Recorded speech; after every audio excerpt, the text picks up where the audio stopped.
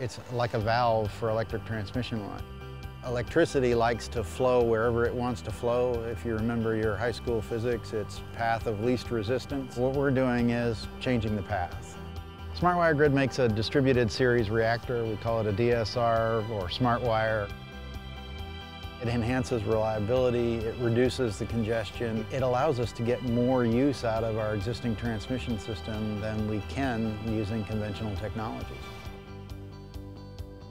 For us, what we see in the DSR is it's all pleasant because it's very rare, especially from a R&D group, that you see technology start and finish with an implementation or deployment on your system.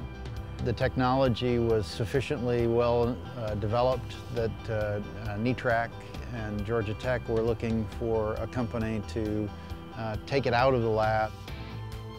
From there, it's been a collaboration between SmartWire and the SmartWire Focus Initiative Group. That's a collection of utilities, TVA, Southern Company, Baltimore Gas and Electric, and the National Rural Electric Cooperative Administration. We got notice of our ARPA-E grant in November of 2011 and signed the grant in April of 2012. About that point, we put on our track shoes and took off.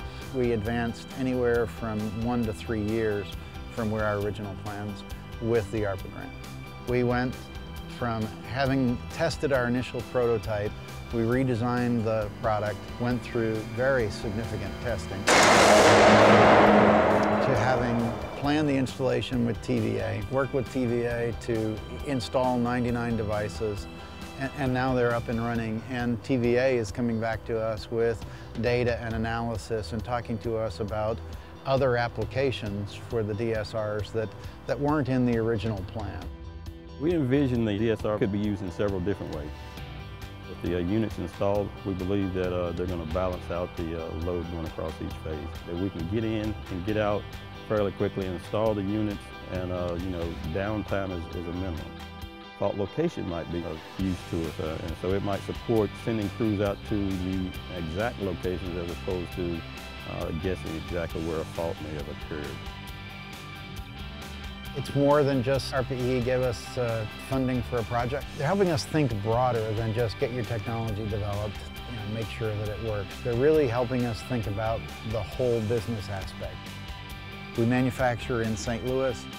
You build things that you're going to supply locally. There's no real value in having it built overseas and shipped over here. We've got all the capability in this country to do this type of technology. It was thought up here, it was created here, we ought to manufacture it here. The interest in the industry is phenomenal. I've been in the industry my entire career. I have never seen this kind of pull for a technology.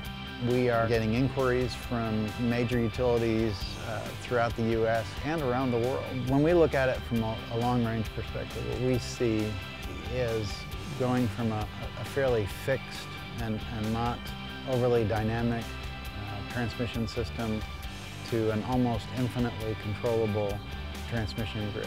You can dispatch the wires in addition to being able to dispatch the generation, to really optimize the power flow on the grid to match whatever the objectives are, whether that's renewables, lower cost, greater reliability, greater efficiency.